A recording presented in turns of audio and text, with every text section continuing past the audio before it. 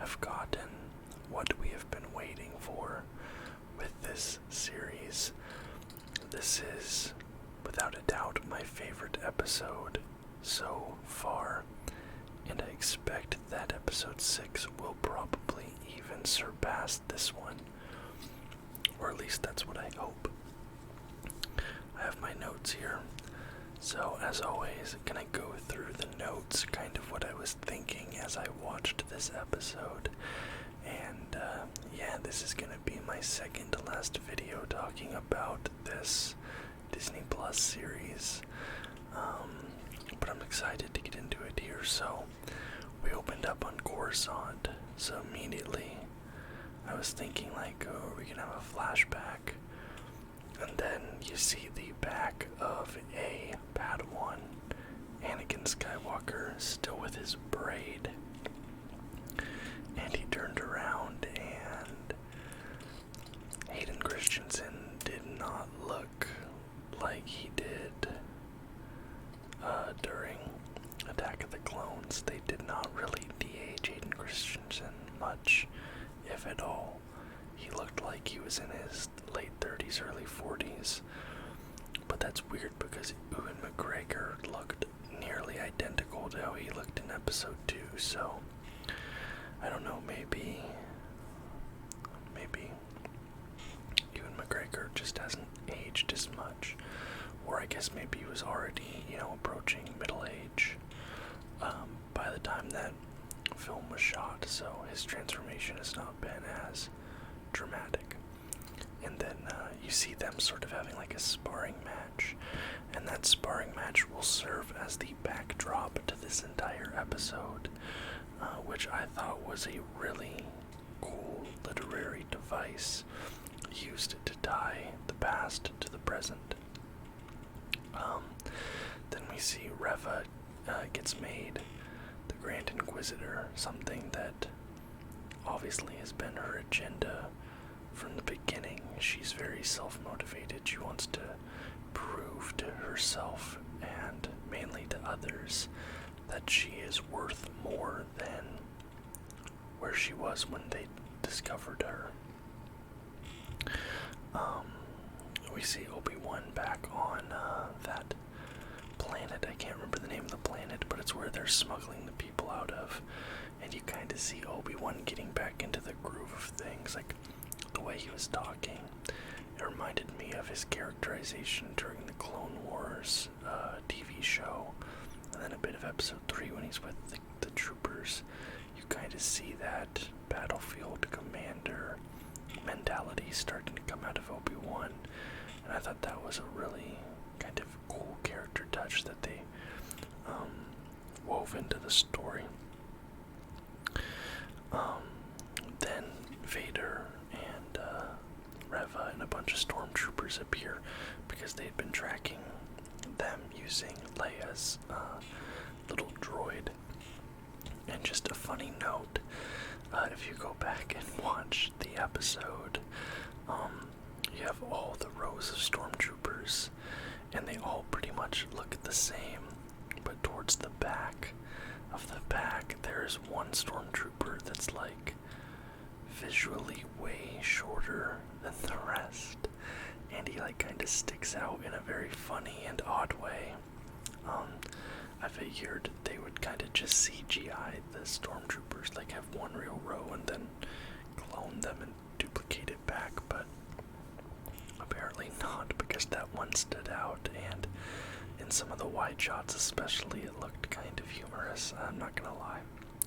So go back and look at that scene again if you didn't notice it the first time, and look towards the back for the stormtrooper that's like way shorter than all the rest, who are like, all the rest of them are very similar in height. It's very funny. Then also my theory is proven correct that Reva was the youngling, or was a youngling at the Jedi Temple when Order 66 happened. Obviously, that's not a unique theory. A lot of people have floated that theory. But I do think that is the most interesting direction they could have taken her character. Now, they did not really explain why Anakin spared her life, but not the other younglings. Like, he chopped through all the rest of them, but left her alive for some reason. I don't know.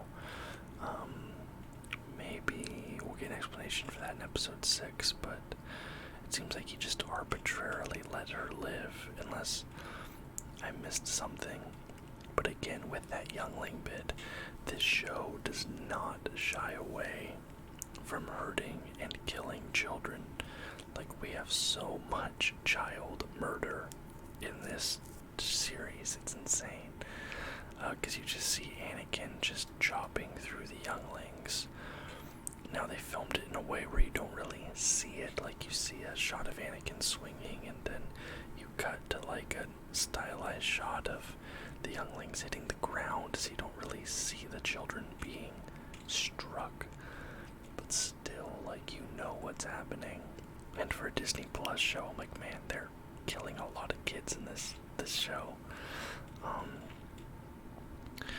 Then the Reva kind of reveals that her plan is to supplant Vader. Like, her ultimate goal is to like go to the very tippy top, either be Palpatine's right hand person or even maybe thinking of taking out Palpatine. But she kind of reveals that her goal is to kill Vader and at the very least take his spot. Actually, I don't even know if she knows that Palpatine exists, but I think that's pretty foolish of her to believe, especially if she's been around Vader much and seen him in action. Like, she has to be aware of the fact that he is way out of her league. It's like skill-wise, combat-wise, talent-wise, and that does come up later in the episode. Dalla gets killed. She sacrifices herself. Well, not really sacrifice herself, but she, like, buys them time to get back and seal some doors, and she, like, holds a thermal detonator in her hand, which, very heroic death. I thought that she was a pretty cool side character for this series. She was interesting, to move the story forward. She was alright. Then Obi-Wan surrenders himself without his lightsaber, he gives up everything and just walks out there to turn himself in. And I'm kind of like, interesting, what's he gonna do? And then Reva's captures him and is talking to him, and he hits her with one of the coldest lines, where obviously he can see, he understands her psyche, maybe because she reminds him of Anakin, or he just knows well enough, and he's like, no, you're not bringing me to him, I'm bringing him to you. And Obi-Wan is basically putting this idea in her head that he'll be the distraction. Vader's gonna be so preoccupied with him that she'll just be able to take him out, and he won't suspect a thing. Pretty cunning from Obi-Wan, and shows, that I don't really think he had moments like that in the films. Not that I can think of. I don't know. I'm probably missing something from Clone Wars. There's possibly something there, but yeah, using that kind of cunning and manipulation of another person, that's kind of a rare one for Obi-Wan, obviously outside of the mind trick, but then Vader comes down. I made this note, Kenobi is weaponizing Reva's ambition. I think that is a nice way to put it. He's weaponizing her ambition against her and against Vader. Then he flees, and he gets on a ship with the others. Leia's been tinkering with this thing. She gets the blast doors open, and the ship's taking off, and Vader charges in, and you get the first wow moment of this episode, which is as the ship's taking off, Vader just grabs it with the Force and pulls it back. He stops it from flying away and then pulls it all the way to the ground. It was like a moment right out of Star Wars The Force Unleashed, that video game from the Xbox 360 era of games, which, you had very overpowered Force powers. That was kind of the whole cool thing about it, Force Unleashed, obviously. And Vader just shows how powerful he is, pulls that ship down. One of the coolest feats, maybe the best Force feat we have seen in a live-action Star Wars film. But he doesn't stop there. He starts ripping the ship apart with the Force, and then as he does so, the real ship takes off behind it, and Vader's kind of standing there. And then you see she's walking up behind him, but the distraction's done. He's just sitting there staring into nothingness because, well, the ship's taken off. So it's kind of like, well, don't do it now. Like, it's just you and him. Nobody else is here. Like, don't do it now. But she does do it now, and she goes to strike him. And the second wow moment, and one of the coolest fights in Star Wars. He's just toying with her, and the first part of the fight, and the majority of the fight, Vader is only using his Force powers. Like, she's swinging, and he's just like Force pushing her back, stopping the blade with the Force, like just playing with her. He's not taking her seriously at all. Splits the blades apart. He gives her one lightsaber, he has the other. He's just like effortlessly behind his back, blocking everything she does, and then finally disarms her, kills her. Well, doesn't kill her, stabs her. And then the Grand Inquisitor comes back, revealing he's still alive, which I know that he dies in Rebels, so some people were kind of like curious, like, are they disregarding canon? Is this new canon? But no, it still all works with the predetermined canon that's been there with Rebels. So people can stop tweeting now, but he comes back and reveals that they kind of knew that she was gonna do something like this, him and Vader, and he was kind of in on this scheme, which, I don't know, you let yourself get stabbed through the torso, but whatever. So the main Grand Inquisitor's back. Reva's laying on the ground dying as the Grand Inquisitor and Vader leave. But then she finds the hologram with Bail Organa talking about Luke and Leia. So she's like half alive. She knows that Luke and Leia are somehow very important, or at least Leia, but I think he says something about multiple children. So now Reva has this very dangerous information if she can somehow survive and get it off the planet. And I'm very intrigued where this is going. Episode 6, I feel like we have to wrap up Reva's storyline. Probably Kenobi or somebody's gonna have to kill her off because the information she has is too dangerous to leave her alive. She knows Luke and Leia are Skywalkers, so you can't have that. And I'm assuming we're getting a Vader versus Obi-Wan fight. Like another lightsaber fight, not like we had in episode 3 or episode 2. Episode 3. But like legit Obi-Wan actually strong with the Force, remembering his lightsaber training, lightsaber fight. I think those two things are gonna happen. Reva's gonna die somehow, maybe by Obi-Wan, maybe somebody else, maybe even Vader. And then Vader and Obi-Wan are gonna fight.